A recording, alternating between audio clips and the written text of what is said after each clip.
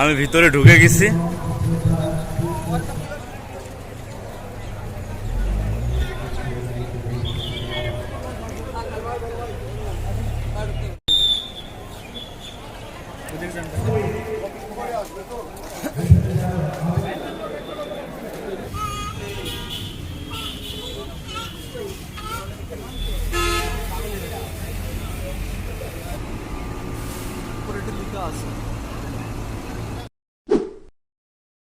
Hey guys, আসসালামু আলাইকুম। কি অবস্থা সবার? আশা করি সবাই অনেক বেশি ভালো আছো। আমি MD Imtiaz and welcome to my another blog. Guys, আজকে ভিডিও অনেক বেশি ইন্টারেস্ট হয়ে যাচ্ছে বিকজ আজকে আমরা যাচ্ছি বেনাপোল। আর আগামীকাল 21শে ফেব্রুয়ারি আন্তর্জাতিক মাতৃভাষা দিবস। আর আমি শুনেছি বেনাপোল এবং বাংলাদেশের সীমান্তে অনেক বড় অনুষ্ঠান হয়, দুই দেশের সৈন্যরা মিলে অনেক কুচকাওয়াজ তারপরে প্রদর্শনী করে। সো এটা এক্সপ্লোর করবো আর ট্রেডিশনাল যে খাবার দাবার সব কিছু খাবো। আরও একটা কথা যেটা শুনছি, গুজব বলা যায় 21শে ফেব্রুয়ারি নাকি বর্ডার কিছু সময়ের জন্য খুলে দেয়। সো সেটাও দেখবো যে এটা সত্যি নাকি মিথ্যে। তো যাই হোক, এখন স্টেশনের দিকে যাচ্ছি, যাওয়ার পর কথা হবে।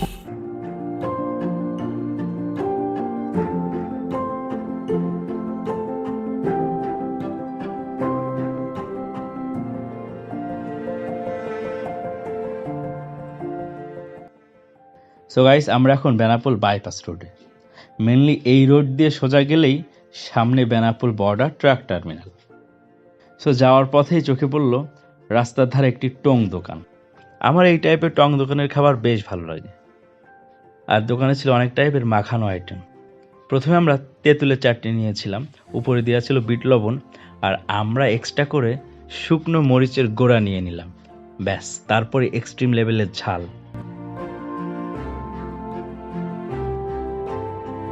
তারপর নিলাম পেয়ারা মাখা। এখানে কাসুন্দির সাথে ধনিয়া পাতাও ব্যবহার করল।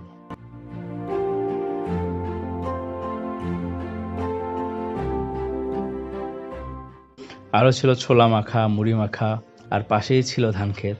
মানে পরিবেশটাও সেই ছিল, আর আমরা যে কটা খাবার খেয়েছিলাম সবগুলোই ছিল অনেক মজা।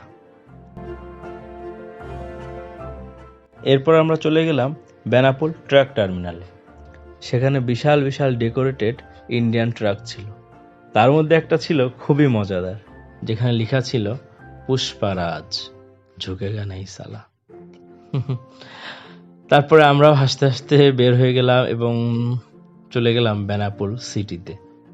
প্রথমে নিত্যহাট শপিং কমপ্লেক্স ঘুরলাম। যতবার এখানে এসেছি বেশিরভাগ দোকানই বন্ধ থাকে, আর একটা ক্যাফেও আছে যেটা কোনোদিনও খুলতে দেখিনি।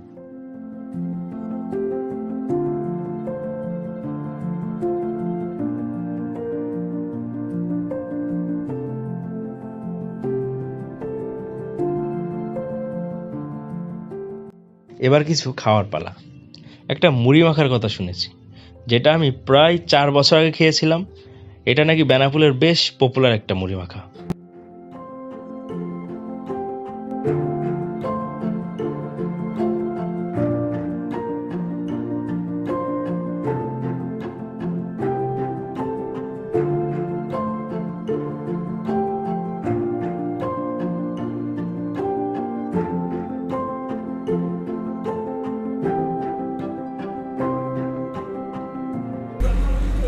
জীবন কেমন?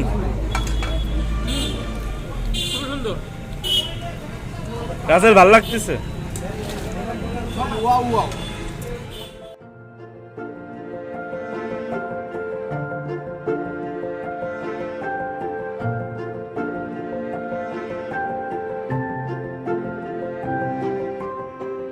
সব খাবার দাবার শেষে এক কাপ চা না হলে ব্যাপারটা জমে না। আমরা একটা খুব রঙিন চায়ের দোকানে দাঁড়ালাম এবং চায়ের অর্ডার দিলাম। পাশেই ছিল ফুচকা, পানিপুরির দোকান, যদিও আমরা এগুলা খাইনি।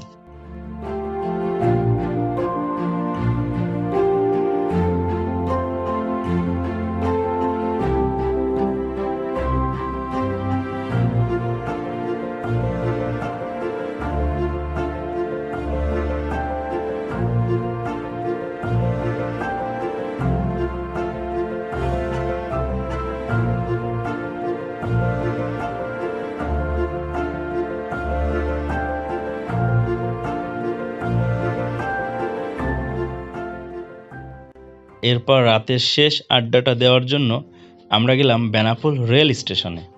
অলমোস্ট ফাঁকাই ছিল, কিছু মানুষ আড্ডা দিচ্ছিল।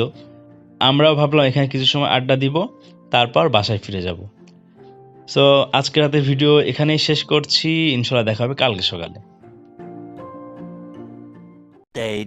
আজকে 21শে ফেব্রুয়ারি আন্তর্জাতিক মাতৃভাষা দিবস, আর সকল শহীদের প্রতি জানাই বিনম্র শ্রদ্ধা। আর এখন আমরা যাচ্ছি বেনাপোল বর্ডারের দিকে, ওখানে অনুষ্ঠান হয়। সো খুব ভোরে উঠে গেছি, এখন রোদ উঠেনি, কুয়াশা। আমি অনেক এক্সপেকটেশন নিয়ে আসছি এখানে, গতকালকে বেশ বড় অনুষ্ঠান হয়।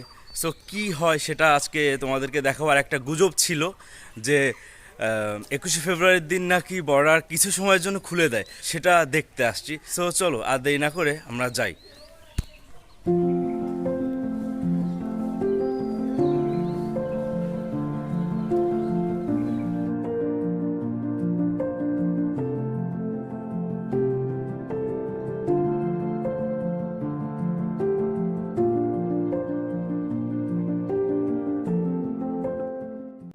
সো গাইস, আমরা এখন বেনাপোল বর্ডারে আছি, কিন্তু এখানকার চিত্র সম্পূর্ণ আলাদা। আমি প্রায় প্রত্যেকটা জায়গায় দেখেছি খুব সকালে ভোর থেকেই 21শে ফেব্রুয়ারির কার্যক্রম শুরু হয়। শহীদদের প্রতি সম্মান জানিয়ে শহীদ মিনারে ফুল অর্পণ করা, বিভিন্ন স্কুল কলেজ থেকে শিক্ষার্থীরা র্যালি করে আসে, কিন্তু এখানে আমি তেমন কিছুই দেখিনি।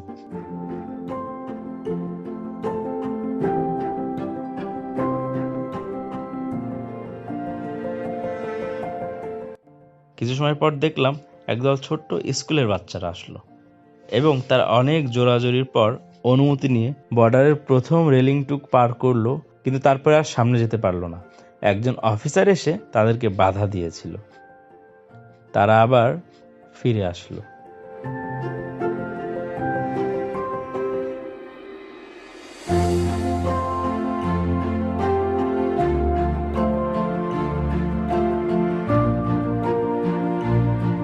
প্রায় 9:30 নাগাদ অনুষ্ঠান শুরু হয়েছিল।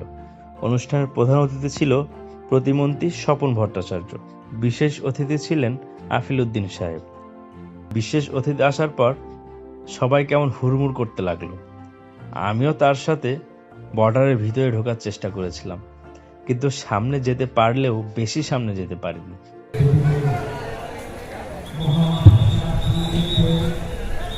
আমি ভিতরে ঢুকে গেছি।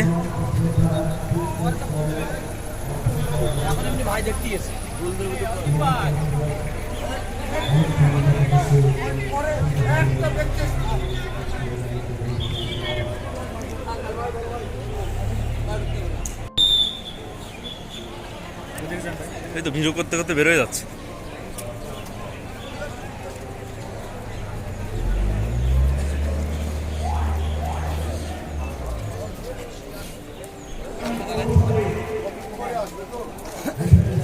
আর তারপর পরে চলে আসলেন প্রধান অতিথি স্বপন ভট্টাচার্য। তার সাথে একটু সেলফি নিলাম এবং 10:30টার পর ওখান থেকে বেরিয়ে এলাম।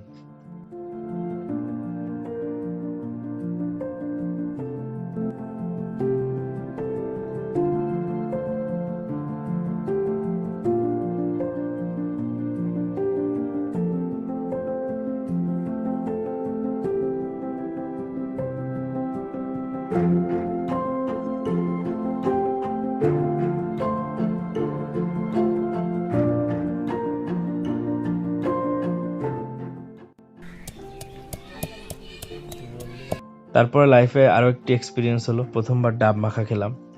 আমি কখনো ডাব মাখা খাইনি, আপনারা যদি খেয়ে থাকেন অবশ্যই কমেন্টে জানাবেন। এর স্বাদটা ছিল একদম চালতের আচারের মতো। তো now time to leave Benapole city, Benapole border যাই বলেন। এখন যাওয়ার পালা, যশোরের দিকে ব্যাক করব। আর পিছনে এই যে ট্রেন আছে, এখন বাজে 4:25, 5টার সময় আমাদের ট্রেন। আজকে ভিডিওটা এই পর্যন্ত। যদি ভিডিওটা ভালো লাগে অবশ্যই চ্যানেলটি সাবস্ক্রাইব করবেন এবং লাইক কমেন্ট শেয়ার করে অলওয়েজ পাশে থাকবেন। আর পরবর্তী ভিডিও পাওয়ার জন্য বেল আইকনটা দাবিয়ে দিবেন। তো সবাই ভালো থাকবেন, সুস্থ থাকবেন। আল্লাহ হাফেজ।